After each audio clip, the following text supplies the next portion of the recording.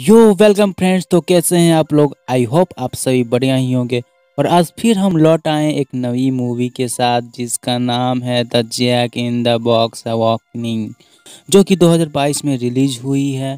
अब मूवी की शुरुआत में कैंसर से पीड़ित ओल्गा नाम की एक बूढ़ी औरत को देखते हैं जो अपने बेटे एडगर के थ्रू एक आदमी को जैक इन द बॉक्स को ढूंढकर लाने के लिए कहा था।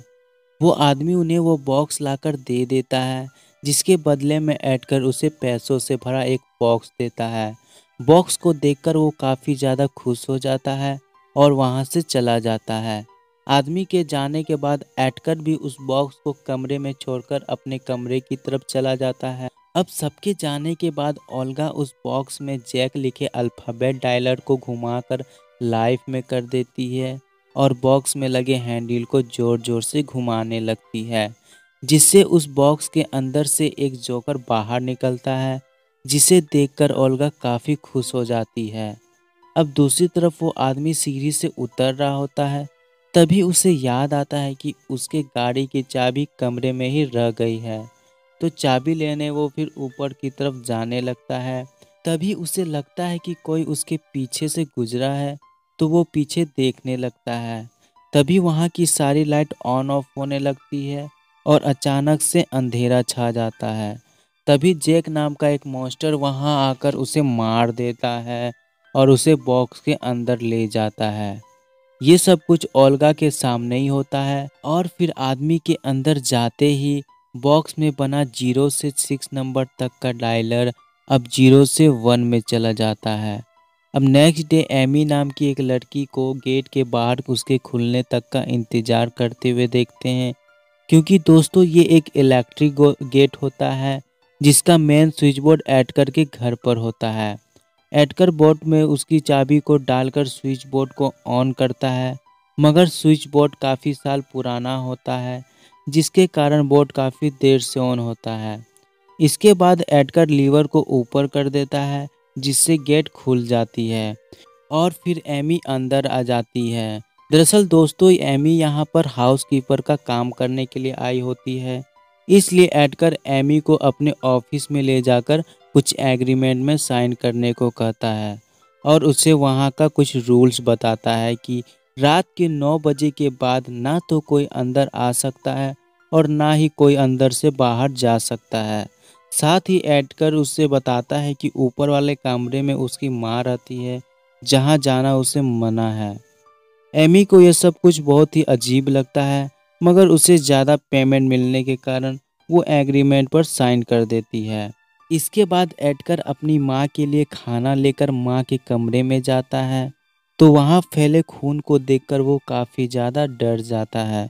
तो ओल्गा उसे शांत करती है और उसे बताती है कि इस बॉक्स के अंदर एक राक्षस कैद है जो हमारी एक विश को पूरा कर सकता है, जिसके लिए उसे 6 लोगों की बलि देनी होगी।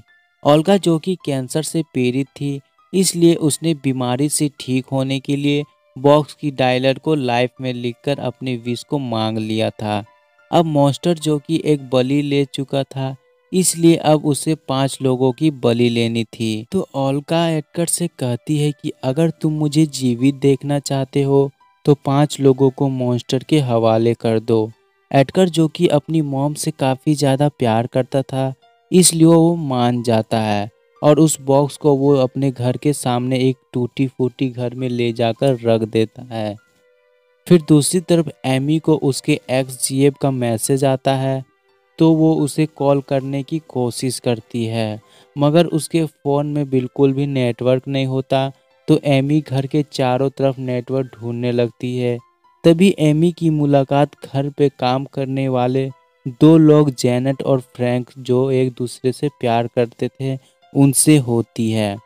वो एमी को बताते हैं कि हम लोग यहाँ काफ़ी सालों से काम कर रहे हैं और यहाँ पर कोई नेटवर्क और लैंडलाइन नहीं है, क्योंकि यहाँ की सभी चीज़ें बहुत पुरानी है। ये सब कुछ सुनकर एमी थोड़ा घबरा जाती है, क्योंकि उसे अपने एक्स बॉयफ्रेंड से बात करना था। फिर आधी रात में जेनेट और फ्रैंक टाइम स्पेंड करने के लिए उसी टूटी फूटी घर में आ जाते हैं, जहाँ पर एडगर ने जैक बॉक्स को रख दिया था। यहाँ पर जैनेट को डर लग रहा होता है, इसलिए जैनेट फ्रैंक को वहीं पर छोड़कर चली जाती है। तभी उस बॉक्स से म्यूजिक बजने लगती है, जिसे देखने वो बॉक्स के पास जाता है। तभी एडगर वहां आकर उस घर का दरवाजा बंद कर देता है। तो फ्रैंक को लगता है कि जैनेट उसके साथ मजाक कर रही है, इसलिए वो उसे दरवाजा खोलने के लिए कहता है। तभी जैक उसके पीछे से आकर अपने धारदार हाथ को उसके अंदर घुसा देता है और खींचकर उसे अपने साथ बॉक्स के अंदर ले जाता है। उसके अंदर जाने के बाद ही बॉक्स के 6 अंकों का डायलर अब 1 से 2 में चला जाता है, जिसके बाद एक्टर घबराता हुआ अपने मॉम के पास आता है। तभी वो देखता है कि अब उसकी मॉम अपनी लाठी के सहारे खड़े होकर चल पा रही है, जिससे एडकर काफ़ी ज़्यादा खुश हो जाता है और उसके अंदर अपनी मॉम को ठीक करने का जुनून आ जाता है। अब इसके बाद एडकर अपनी गर्लफ्रेंड के घर जाकर उसे सारी बातें बता देता है। तो उसकी गर्लफ्रेंड उसे बताती है कि तुम्हारी मॉम बिल्कुल पागल हो चुकी है और किसी अच्छे से डॉक्टर के पास दिखाने के लिए कहती है। तो एडकर उसकी बातों से गुस्सा होकर वहां से चला जाता है। नेक्स्ट डे एमी देखती है कि सुबह के 7 बज चुके हैं, मगर फ्रैंक अभी तक काम पर नहीं आया। तो एमी फ्रैंक के कमरे में चली जाती है। तो एडकर उसे बताता है कि फ्रैंक ने कल ही हवेली छोड़कर अपने घर चला गया, जिसे सुनकर एमी को थोड़ा अजीब लगता है। मगर फिर एमी घर की सफाई करने लगती है, जहां उसे जैक इन द बॉक्स के ऊपर एक जोकर दिखाई देता है, जिसका सर पहले दूसरी तरफ था, वो अब एमी की तरफ हो जाता है। जो देख एमी काफ़ी डर जाती है और उसे गौर से देखने लगती है कि तभी जेनेट पीछे से जोकर का सर हिलाते हुए हंसने लगती है। जेनेट को ऐसा करते देख एमी उसे डांटती है और उसे आगे से ऐसा करने से मना करती है। इसके बाद एमी जेनेट से फ्रैंक के बारे में पूछती है। तो जेनेट उसे बताती है कि फ्रैंक उसके लिए एक नोट छोड़कर गया था, जिस पर लिखा था कि उसे घर की बहुत याद आ रही थी। दरअसल जेनेट को लगता था कि फ्रैंक उसे काफ़ी ज़्यादा प्यार करता है, मगर वो धोखेबाज निकला। इतना बोलकर जेनेट वहाँ से चली जाती है। इसके इसके बाद एडकर को ओल्गा के कमरे में देखते हैं, जो अपने मॉम से पूछने आया था कि उसे इस बॉक्स के बारे में इतना कुछ कैसे पता है। तो ओल्गा बताती है कि कई साल पहले मुझे इस बॉक्स को बनाने वाले की डायरी मिली थी, जिससे मुझे पता चला कि कई वर्ष पहले डुबवा नाम का एक जोकर हुआ करता था, जिस पर एगेस्टमर नाम के दानव ने धीरे धीरे उस पर अपना कब्जा कर लिया था। तो डुबवा दानव को हटाने के लिए तांत्रिक के पास जाता है, क्योंकि दानव उसे उसके परिवार को मारने के लिए कहता था। लेकिन डुबवा ऐसा नहीं चाहता था, मगर तब तक एगेस्टमर उसके आधे शरीर पर कब्जा कर लिया था, इसलिए उसे उसके शरीर से भगाना मुमकिन नहीं था। तो तांत्रिक दुनिया के लोगों को बचाने के लिए डुबवा की अनुमति द्वारा उसे उस बॉक्स में कैद कर लेता है। लेकिन ये तांत्रिक की एक चाल होती है, क्योंकि वो बॉक्स कोई साधारण बॉक्स नहीं था, बल्कि एक जादुई बॉक्स था, जिसकी मदद से कोई भी इंसान अपनी एक विश को पूरी कर सकता था, पर उसके बदले में उसे 6 लोगों की बलिदान देनी होगी। दरअसल दोस्तों, तांत्रिक का कोई भी बच्चा नहीं होता है, इसलिए वो बच्चा पाने के लिए बॉक्स की अल्फ़ाबेट डायलर में बेबी लिखकर बॉक्स के हैंडल को घुमाने लगता है, जिसके बाद जैक आज़ाद हो जाता है और वो 6 लोगों का शिकार करता है, जिससे उसका पहला सौदा पूरा होता है और तांत्रिक के घर में एक न्यू बेबी जन्म लेता है।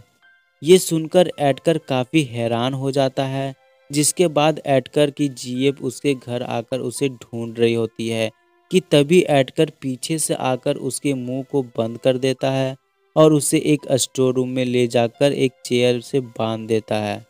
फिर एडकर उसके सामने वो जादुई बॉक्स रखकर उसे कहता है कि तुमने मुझे धोखा दिया है, कल रात तुम किसी और के साथ थी। इतना बोलने के बाद एडकर उसे वहीं बंधा छोड़कर वहां से चला जाता है।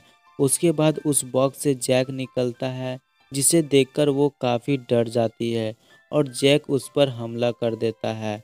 फिर दूसरी तरफ जेनेट और एमी बातें कर रहे होते हैं, जहां जेनेट एमी से कहती है कि एक बार जब एडकर नशे में था, तब उसने मुझे बताया था कि जब वो 12 साल का था, तब उसके पिताजी काफ़ी नशा किया करते थे और उसकी मॉम को काफ़ी ज़्यादा टॉर्चर भी किया करते थे, जिससे एक दिन एडकर को गुस्सा आया और उसने अपने पिता के शराब की बोतल से उनका सर फोड़ दिया, जिससे वहीं पर उनकी मौत हो गई। लेकिन ओल्गा अपने बेटे एडकर को बचाने के लिए मौत का सारा इल्ज़ाम एडकर के चाचा पर लगा देती है, जिसके बाद दोनों उस जगह को छोड़कर इस सुनसान हवेली में आ गए और तब से एडकर अपनी मॉम के काबू में है और उनकी कही वो सारी बात मानता है। ये सब सुनकर एमी उसका मजाक उड़ाती है, पर ये सारी बात एडकर दरवाजे के बाहर खड़े होकर सुन रहा था, जिससे एडकर के मन में बदले की भावना जाग जाती है। फिर एडकर बॉक्स को लाने स्टोर रूम में जाता है, मगर वो देखता है कि जैक ने उसकी जेब की सिर्फ आंखें ही निकाली है, उसे मारा नहीं है।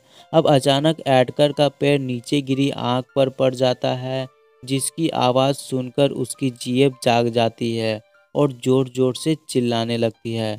तो एडकर वहां से भाग जाता है, जिसके बाद जैक बॉक्स से बाहर निकलकर उसे अपने साथ ले जाता है और बॉक्स का डायलर अब 2 से 3 में चला जाता है। फिर दूसरे सीन में एमी साफ सफाई कर रही होती है, तो एडकर चुपके से जाकर उसके पानी वाले गिलास में एक गोली मिला देता है, जिसे पीने के बाद एमी वॉशरूम में जाकर उल्टी करने लगती है। अब एमी अपने कमरे में जा रही होती है कि तभी उसके सामने जैक आ जाता है, जिसे देखकर वो भागने लगती है, पर जेनेट आकर उसे शांत करती है। अब अगले सुबह एडकर एमी के कमरे में आकर उससे पूछता है कि कल तुम्हारे साथ क्या हुआ था। तो एमी उसे बताती है कि कल रात उसने एक मॉन्स्टर को देखा, मगर एडकर उसे बताता है कि ये सब बस तुम्हारा वहम होगा, इसलिए मैंने तुम्हारे चेकअप के लिए अपने फैमिली डॉक्टर को बुलाया है, जो तुम्हारा अच्छे से इलाज करेंगे। फिर कुछ देर बाद डॉक्टर क्लार्क आकर उसे चेक करके दवाइयाँ देने ही वाले होते हैं, मगर उसका मन बदल जाता है और उसे अपनी कार्ड देकर वहाँ से निकल जाता है। कमरे के बाहर जा निकलते ही एडकर डॉक्टर क्लर्क की कॉलर को पकड़ लेता है और उसे पूछता है कि तुमने उसे दवाइयाँ क्यों नहीं दी। तो डॉक्टर उसे बताता है कि तुम गलत कर रहे हो और मैं तुमसे नहीं डरता। तो एडकर मुस्कुराकर कहता है कि तुम्हें मुझसे डरना चाहिए, जो सुनकर डॉक्टर वहाँ से जाने लगता है। डॉक्टर कार में बैठकर जा रहा होता है, लेकिन वहाँ का मेन गेट बंद था, जिसे देख वो गेट को खोलने के लिए गेट के मेन बोर्ड के पास जाने लगता है, जहाँ उसे झोपड़ी में वो बॉक्स नजर आती है, जिसे डॉक्टर गौर से देखने लगता है। तभी पीछे से एडकर उसे झोपड़ी में धकेल कर बाहर से दरवाज़ा बंद कर देता है, जिसके बाद बॉक्स में से जैक बाहर निकलकर डॉक्टर को भी मार देता है और उसे भी अपने साथ बॉक्स के अंदर ले जाता है, जिसके बाद डायलर 4 पर चला जाता है। फिर एडकर ओल्गा के कमरे में आता है, जहां वो अब अच्छे से खड़े हो पा रही थी, जिसे देखकर एडकर काफ़ी ज़्यादा खुश हो जाता है। फिर ओल्गा उसे बताती है कि डॉक्टर को ढूंढने के लिए पुलिस यहाँ पर आ सकती है, इसलिए ओल्गा उसे जल्द से जल्द ये सब खत्म करके यहाँ से निकलने को कहती है। तो एडकर ओल्गा से कहता है कि मैंने मेन गेट को बंद कर दिया है और आज रात ही सब कुछ खत्म हो जाएगा। इसके बाद जेनेट चुपके से एमी के कमरे में आकर उसे बताती है कि पिछली रात उसने देखा था कि एडकर डॉक्टर को पैसे दे रहा था ताकि वो तुम्हें एक दवाई दे। वो बताती है कि डॉक्टर इसके खिलाफ था, मगर वो पैसे ले लेता है। फिर एमी बताती है कि उसके मेन गेट की चाबी किसी ने गायब कर दी है।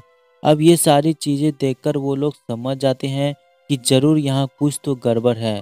तो दोनों डिसाइड करते हैं कि वो लोग चाबी को ढूंढकर यहाँ से भाग जाएगी।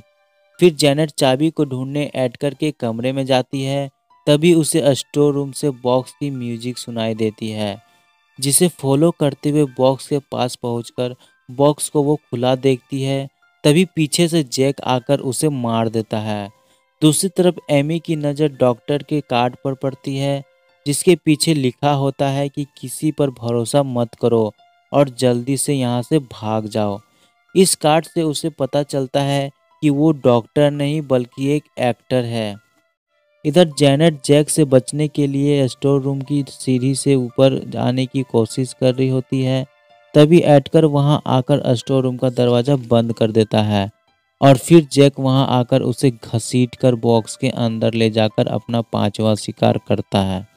अब एमी जेनेट को ढूंढते हुए स्टोर रूम में आती है, जहां वो जेनेट की कटी हुई हाथ को देखकर भागने लगती है। वहीं एडगर एमी को ढूंढ रहा होता है और एमी के कमरे में आ जाता है। तभी एमी उसे कमरे के अंदर ही बंद कर देती है और सीधा एडगर के कमरे में जाकर मेन गेट की चाबी ढूंढने लगती है, जहां उसे वो चाबी मिल जाती है। पर तभी ओल्गा वहां आकर एमी के पेट में चाकू घुसा देती है, जिससे एमी काफ़ी घायल हो जाती है। अब जैक भी बॉक्स के बाहर आ जाता है। दूसरी तरफ एडगर कमरे के दरवाजे को तोड़ने के लिए जोर जोर से लात मारता है, जिसकी आवाज़ से ओल्गा का ध्यान भटक जाता है। तो एमी उसी के चाकू से उसे मारने लगती है, जिससे उसकी वहीं पे मौत हो जाती है। इसके बाद वो घर से भागने की कोशिश करती है, लेकिन सीढ़ी के नीचे जैक खड़ा होता है, जिससे बचने के लिए वो कहीं छिप जाती है।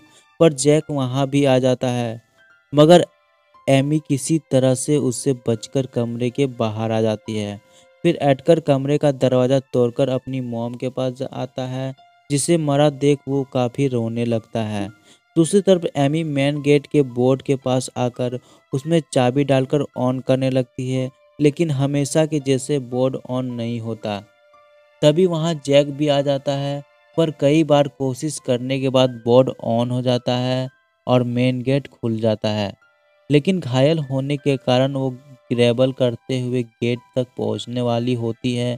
तभी जैक उसे पकड़ लेता है, पर वो चाकू से उस पर हमला कर देती है और गेट के बाहर आ जाती है। फिर गेट ऑटोमेटिक बंद हो जाता है, जिससे एमी की जान बच जाती है। इसके बाद वहाँ एक कार वाला आता है और उसे बचाकर वहाँ से ले जाता है। अब एडगर अपनी मॉम को गले लगाकर रो रहा होता है। तभी पीछे से जैक एडगर का गला काट देता है और उसे बॉक्स के अंदर ले जाता है, जिससे उसका 6वां बलिदान पूरा हो जाता है। जिसके बदले में जैक ओल्गा को दोबारा जिंदा कर देता है, जिससे उसकी विश पूरी हो जाती है। और इसी के साथ मूवी यहीं पर समाप्त हो जाती है। अगर दोस्तों आपको हमारी यह एक्सप्लेनेशन वीडियो पसंद आती है तो वीडियो को लाइक करें, और मेरी एक्सप्लेनेशन समझ में आती है तो चैनल को ज़रूर सब्सक्राइब कर लें। मिलते हैं नेक्स्ट वीडियो में, तब तक के लिए जय हिंद दोस्तों, वंदे मातरम।